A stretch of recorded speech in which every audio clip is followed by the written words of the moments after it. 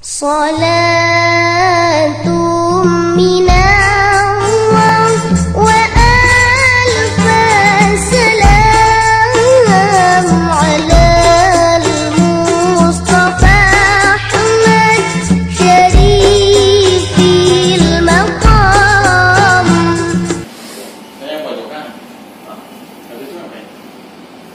Assalamualaikum warahmatullahi wabarakatuh. Waalaikumsalam warahmatullahi wabarakatuh. Innal hamdalillahi nahmaduhu wa nasta'inuhu wa nastaghfiruh wa nu'minu bihi wa natawakkalu 'alaihi wa na'udzu billahi min shururi anfusina wa min sayyiati a'malina. من يهده الله فلا مضل له ومن يضلله فلا هادي له. أشهد أن لا إله إلا الله وحده لا شريك له وأشهد أن محمدا عبده ورسوله لا نبي بعده.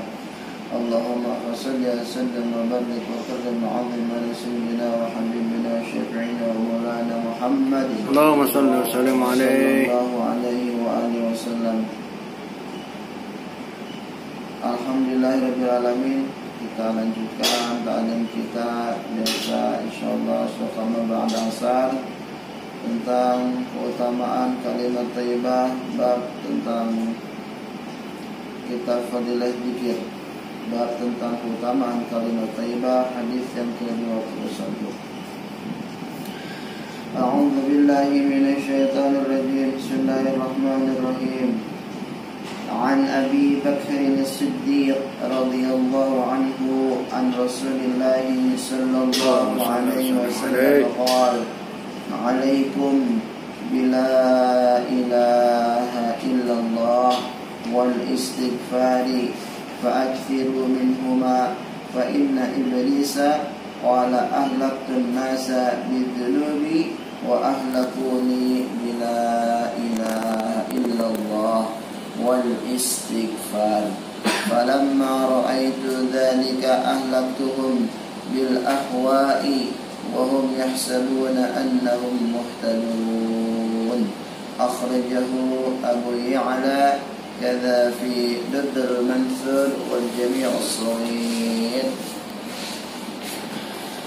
Bismillahirrahmanirrahim, yang artinya dari Sayyidina Abu Bakar As-Siddiq radhiyallahu anhu, baginda Rasulullah sallallahu alaihi wasallam bersabda, perbanyaklah membaca la ilaha illallah wal istighfar dan istighfar astagfirullah. Karena sebab sesungguhnya iblis la'natullah alaihi berkata, Iblis berkata, ahlaqtun nasi bidunubi, aku telah membinasakan manusia dengan dunubi, dengan dosa-dosa, dan mereka manusia membinasakanku dengan la ilaha illallah wal istighfar serta istighfar memohonkan ampun.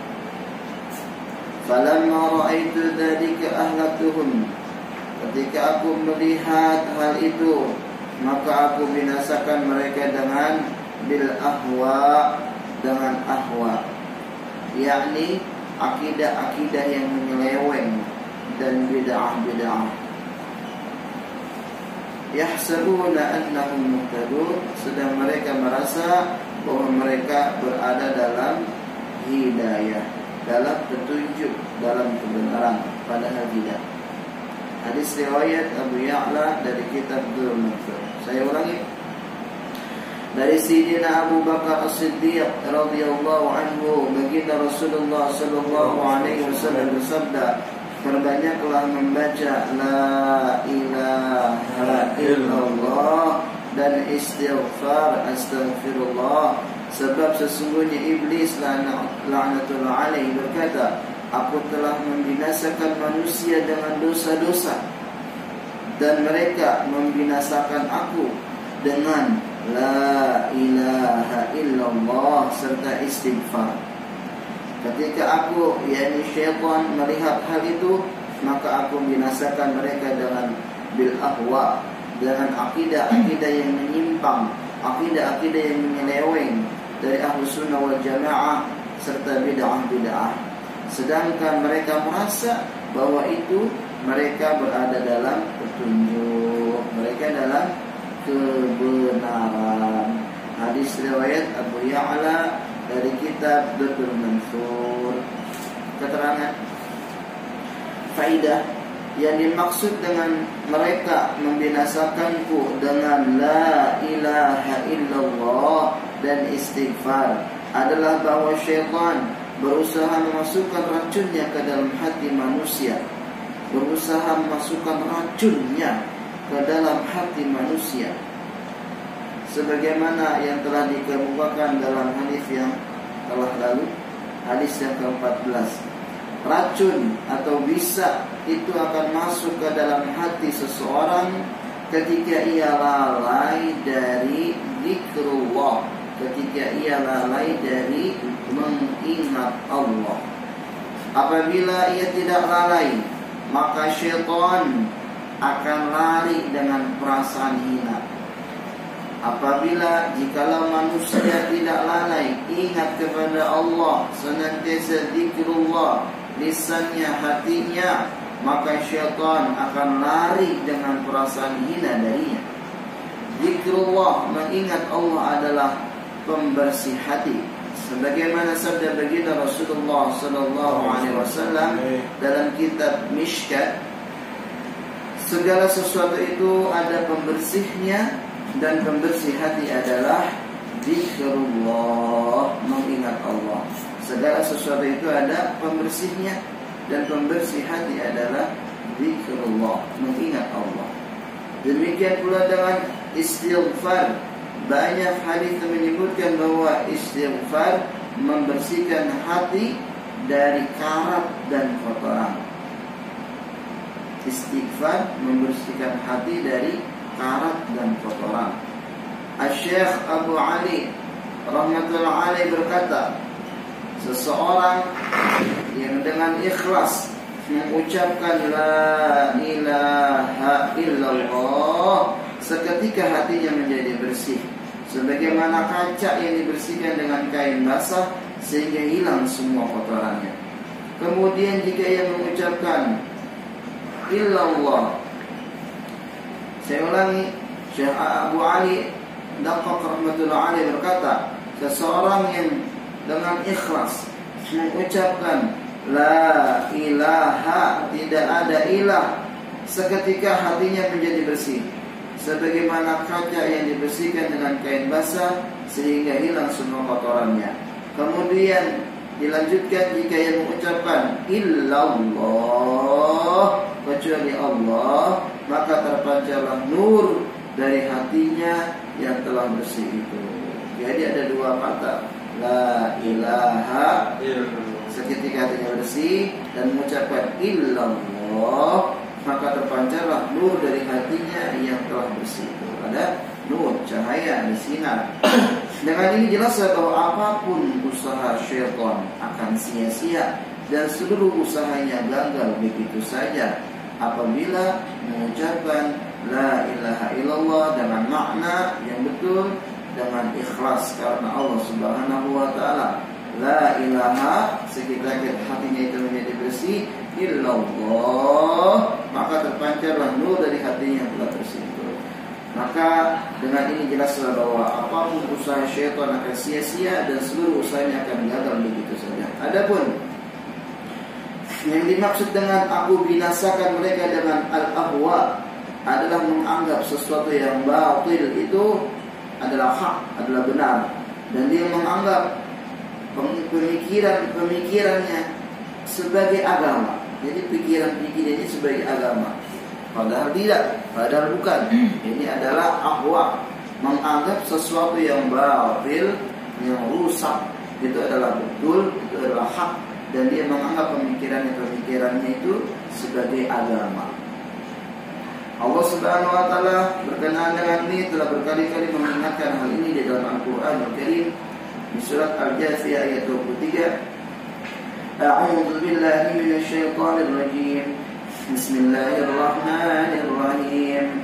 Afara'aita man ittakhadha ilahahu hawahu wa adallahu Allahu 'ala 'ilmin wa khatama 'ala sam'ihi wa qalbihi wa ja'ala 'ala basarihi ghishawah faman yahdihi min ba'dillahi afala tadhakkarun. Allah. Sadaqallahul 'azim. Afara'aita man ittakhadha ilahahu hawahu. Maka pernahkah kamu melihat orang-orang yang menjadikan menjadikan hawa nafsunya sebagai Tuhannya, dan Allah sengaja menyesatkannya sesuai dengan ilmunya, dan Allah telah mengunci pendengarannya dan hatinya, tidak mendengar yang hak, yang betul, yang benar, tidak melihat yang hak, dan hatinya tidak menerima yang hak. Dan Allah meletakkan tutup ghishawah atas penglihatannya, menutup wa khatama 'ala sam'ihi wa qalbihi wa ja'ala 'ala basarihi ghishawah. Dan Allah meletakkan tutup atas penglihatannya. Maka siapakah yang akan memberinya petunjuk sesudah Allah menyesatkannya? Maka mengapa kamu tidak mengambil pelajaran? Surat Al-Jathiyah ayat 23. Wa man adallu mimman ittaba'a hawahu bighairi hudan min Allah, innallaha la yahdil qaumadh dhalimin. Dan siapakah yang lebih sesat daripada orang yang mengikuti hawa nafsunya dengan tidak mendapat petunjuk dari Allah sedikit pun. Sesungguhnya Allah tidak memberi petunjuk kepada orang-orang yang zalim, kepada orang-orang yang zalim. Na'udzubillah min surat Al-Qasas ayat 50. Masih banyak lagi ayat-ayat Al-Qur'anul Karim yang menyebutkan tentang hal ini. Inilah tipuan syaitan yang sangat berbahaya, sehingga menjadikan sesuatu itu agama.